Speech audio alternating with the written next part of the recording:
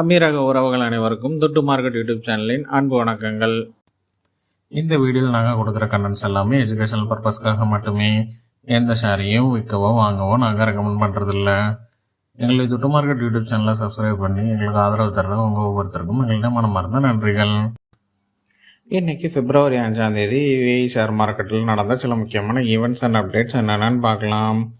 இன்றைக்கி Abu Dhabi securities exchange 5 புள்ளிகள் உயர்வடைந்து 10,547 புள்ளிகளில் முடிவடைஞ்சிருக்கு. துபாய் ஃபைனான்ஷியல் மார்க்கெட் 12 புள்ளிகள் உயர்வடைந்து 6,675 புள்ளிகளில் முடிவடைஞ்சிருக்கு. சில கம்பெனிஸுடைய முக்கியமான ஈவெண்ட்ஸ் அண்ட் அனௌன்ஸ்மெண்ட்ஸ் என்னென்னு பார்க்கலாம். இன்றைக்கி மோஸ்ட் ஆஃப் கல்ஃப் மார்க்கெட்ஸ் ஒரு நெகட்டிவில் முடிவடைஞ்சிருக்கு. ஆனால் இங்கே UAE மார்க்கெட்ஸ் எல்லாமே ஓரளவுக்கு ஒரு ஃப்ளாட்டாக பாசிட்டிவில் முடிவடைஞ்சிருக்கு. இங்கே கல்ஃப் மார்க்கெட்ஸு எல்லாம் இறங்கின காரணம் ஆயில் ப்ரைஸு கொஞ்சம் இறங்கியிருக்குது. அது இங்கே UAEயில் எல்லாமே ரிசல்ட்ஸ் நல்லா வந்துட்டு இருக்கிறதுனால ஒரு பாசிட்டிவில் முடிவடைஞ்சிருக்கு. ரோவ் ஹோட்டல்ஸ் ஒரு அனௌன்ஸ்மெண்ட் பண்ணியிருக்காங்க. அவங்க ஓமன் லியோ கம்பெனியோட ஒரு பார்ட்னர்ஷிப்பில் வந்திருக்காங்க. அங்கே ஹோட்டல்ஸ் அண்ட் அப்பார்ட்மெண்ட்ஸு டெவலப் பண்ணுறதுக்காக. இந்த ரோவ் ஹோட்டல்ஸ் MR ப்ராப்பர்ட்டிஸ் மற்றும் Dubai investments Dubai holdings company, இந்த 2 கம்பெனியோட ஜாயின்ட் வெஞ்சரில் உருவான ஒரு கம்பெனி. துபாய் சயின்ஸ் பார்க் அவங்க தொடங்கி 20 வருஷம் முடிவடைந்திருக்கிற 20 வருஷத்து ஆண்டு விழாவை கொண்டாடிட்டு இருக்காங்க. இதில் மெயினாக அந்த துபாய் சயின்ஸ் பார்க்கில் உள்ள எஜுகேஷனல் மற்றும் டெவலப்மெண்ட்டுக்கு மெயினான கான்ட்ரிபியூஷன் TCOM குரூப் பண்ணியிருக்கிறதா சொல்லியிருக்காங்க. அவங்களுடைய 20 லேப்ஸ் மெயினாக அந்த துபாய் சயின்ஸ் பார்க்கில் ஒரு முக்கியமான பங்காற்றி இருக்கிறதாகவும் சொல்லியிருக்காங்க. இந்த துபாய் சயின்ஸ் பார்க்கு எஜுகேஷனல் மட்டும் இல்லாமல் இவங்க நாலேஜ் பேஸ்டு எக்கானமி டெவலப்மெண்ட்டுக்கும் ஒரு முக்கியமான பங்காற்றி வர்றதா அதோடைய தலைவர் சொல்லியிருக்காரு. NMDC எனர்ஜி அவங்களுடைய குவார்ட்டர்லி ரிசல்ட் அனௌன்ஸ் பண்ணியிருக்காங்க. அவங்களுடைய போன Q4ல் அவங்க ப்ராஃபிட் 1.09 பில்லியன் ஈட்டியிருக்காங்க. இந்த ப்ராஃபிட் அமௌண்ட்டு போன வருஷத்தை விட 2024 Q4ல் 801 மில்லியன் திராம்ஸ் தான் அவங்க சம்பாதிச்சிருக்காங்க. அதை காட்டிலும் இந்த வருஷம் அதிகமாக சம்பாதிச்சிருக்காங்க. அது மட்டும் இல்லாமல் அவங்களுடைய Q4 ரெவன்யூ முந்தின வருஷத்தோட அதிகமாக இருக்குது. ரெவன்யூ அதுக்கு முந்தின வருஷம் 7.75 பில்லியன் திராம்ஸாக இருந்திருக்கு. அது இந்த 2025 Q4ல் 8.27 பில்லியன் திராம்ஸாக இருக்குது. அவங்க ஒரு ஷேருக்கு டிவிடெண்ட் அனௌன்ஸ் பண்ணியிருக்காங்க. ஒரு ஷேருக்கு 1 திராம்ஸ் டிவிடெண்ட் அனௌன்ஸ் பண்ணியிருக்காங்க.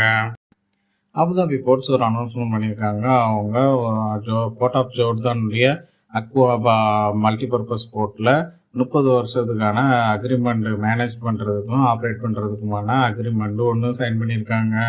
இதில் அபுதாபி போர்ட்ஸ் குரூப்போட ஸ்டேக் 70% இருக்கும். அக்வாபா குரூப்போட 30% ஸ்டேக் இருக்குன்னு சொல்லியிருக்காங்க. இந்த டீலுக்கு அபுதாபி போர்ட்ஸ் 141 மில்லியன் திராம்ஸ் செலவு பண்ண போகிறதா சொல்லியிருக்காங்க. இது மூலமாக அபுதாபி போர்ட்ஸ் இன்னும் ஒரு கண்ட்ரியில் அவங்களுடைய பிஸ்னஸை எக்ஸ்பேண்ட் பண்ணியிருக்கிறதா சொல்லியிருக்காங்க. ADI ஃபவுண்டேஷன் HTO ஹாஸ்பிட்டாலிட்டியோட ஒரு அக்ரிமெண்ட்டில் வராங்க. இந்த ADI ஃபவுண்டேஷன் இனி HTO ஹாஸ்பிட்டாலிட்டிக்கு அவங்களுக்கு digital services block chain technology மூலமாக கொடுப்பாங்கன்னு சொல்லியிருக்காங்க. இந்த பிளாக் செயின் டெக்னாலஜி மூலமாக துபாயிலையும் இதுக்கு முன்னாடி ஒரு ஹோட்டல்ஸில் தொடங்கியிருந்தாங்க. இப்போ ADI HTO ஹாஸ்பிட்டாலிட்டியோட ஒரு அக்ரிமெண்ட்டில் இவங்க அந்த பிளாக் செயின் டெக்னாலஜி மூலமாக டிஜிட்டல் சர்வீசஸை கொடுக்குறாங்க. நேஷ்னல் பேங்க் ஆஃப் உமல் குயின் அவங்களுடைய ஃபைனான்ஷியல் இயர் 2025 ரிசல்ட் அனௌன்ஸ் பண்ணியிருக்காங்க. அவங்க ப்ராஃபிட் 580.7 மில்லியன் திராம்ஸாக இருக்குது. அவங்களுடைய ரெவன்யூ 1.23 பில்லியன் திராம்ஸாக இருக்குது. அவங்க டிவிடெண்ட் அனௌன்ஸ் பண்ணியிருக்காங்க. 20% ஆஃப் பெய்ட் அப் கேபிட்டல் டிவிடெண்டாக அனௌன்ஸ் பண்ணியிருக்காங்க. கல்ஃப் சிமெண்ட் கம்பெனி அவங்களுடைய ஃபினான்ஷியல் இயர் 2025க்கான ரிசல்ட்ஸ் அனௌன்ஸ் பண்ணியிருக்காங்க. அவங்களுடைய நெட் லாஸ் 8 மில்லியன் திராம்ஸாக இருக்குதுன்னு சொல்லியிருக்காங்க. அவங்களுடைய ரெவன்யூ 551.6 மில்லியன் திராம்ஸாக இருக்குதுன்னு சொல்லியிருக்காங்க. இவங்க அதுக்கு முன்னாடி அவங்களுடைய நெட் லாஸ் கொஞ்சம் அதிகமாக இருந்தது. இப்போ லாஸை குறைச்சிருக்காங்க. க்ளூ கேர் கம்பெனியுடைய பேரண்ட் கம்பெனியான மெட்டாபாலிக் அவங்களுக்கு ஒரு ஸ்ட்ராட்டஜிக் க்ரோத் கேபிட்டல் வந்து கிடச்சிருக்கிறதா சொல்லியிருக்காங்க. இந்த அமௌண்ட் வந்து இவங்களுக்கு வந்து பார்ட்னர் பேங்காக ராசல்கைமா ரேக் பேங்க் இருக்குது. இந்த ரேக் பேங்க் தான் இவங்களுக்கு வந்து இந்த க்ரோத் கேபிட்டலுக்கு வந்து அஷூரன்ஸ் கொடுத்துருக்காங்க.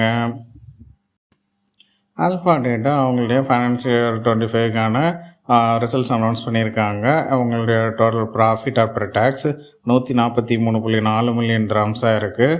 அவங்களுடைய ஃபைனான்சியல் 25க்கான ரெவன்யூ 2.49 பில்லியன் திராம்ஸாக இருக்குன்னு சொல்லி அனௌன்ஸ் பண்ணியிருக்காங்க. எஃப்ஏபி செக்யூரிட்டிஸ் சில கம்பெனிஸுக்கு ரேட்டிங்ஸ் கொடுத்துருக்காங்க. அது என்னென்னு பார்க்கலாம். ஆல்ஃபா தாவிக்கு ஹோல் ரேட்டிங் கொடுத்துருக்காங்க. இதோடைய current market price 9 dirhams 21 fils. இதுக்கு வந்து 12 கிராம்ஸ் 75 ஃபில்ஸ் வரைக்கும் போகிறதுக்கான வாய்ப்புகள் இருக்குன்னு சொல்லியிருக்காங்க. என்எம்டிசி எனர்ஜிக்கு ஹோல் ரேட்டிங் கொடுத்துருக்காங்க. இதோடைய current market price 2 dirhams 72 fils. இதோடைய ஃபேர் ப்ரைஸ் 3 கிராம்ஸ் வரைக்கும் போகிறதுக்கு வாய்ப்பு இருக்குன்னு இருக்காங்க. மோதான் குரூப்புக்கு பை ரேட்டிங் கொடுத்துருக்காங்க.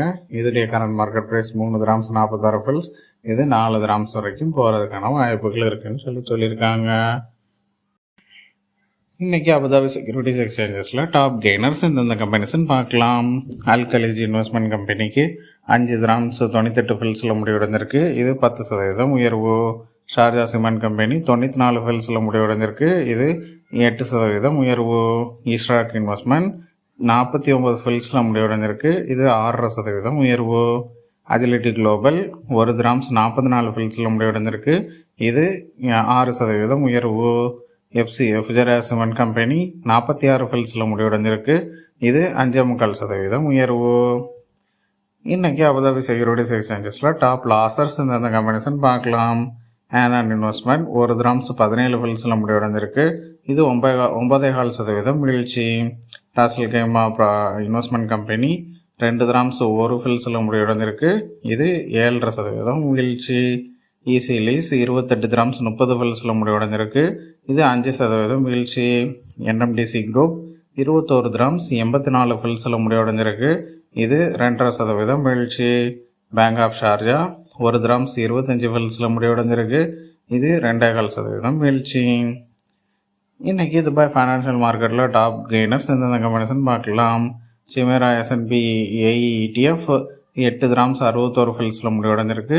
இது 15% உயர்வு. யுனைடெட் ஃபுட் கம்பெனி 13 கிராம்ஸ் 90 ஃபில்ஸில் முடிவடைஞ்சிருக்கு. இது 15% உயர்வு. ட்ராக் அண்ட் சயின்ஸை 30 ஃபில்ஸில் முடிவடைஞ்சிருக்கு. இது 6.25% உயர்வு. ஷுவா கேபிட்டல் 24 ஃபில்ஸில் முடிவடைஞ்சிருக்கு. இது 3.25% உயர்வு. அமனாத் ஹோல்டிங் 1 கிராம்ஸ் 37 ஃபில்ஸில் முடிவடைஞ்சிருக்கு. இது 3% உயர்வு. இன்றைக்கி துபாய் ஃபைனான்ஷியல் மார்க்கெட்டில் டாப் லாசர்ஸ் இந்த கம்பெனிஸ்ன்னு பார்க்கலாம். Emirate Stream Investment Company 2 dirhams 52 ஃபில்ஸில் முடிவடைஞ்சிருக்கு. இது 2.25% வீழ்ச்சி.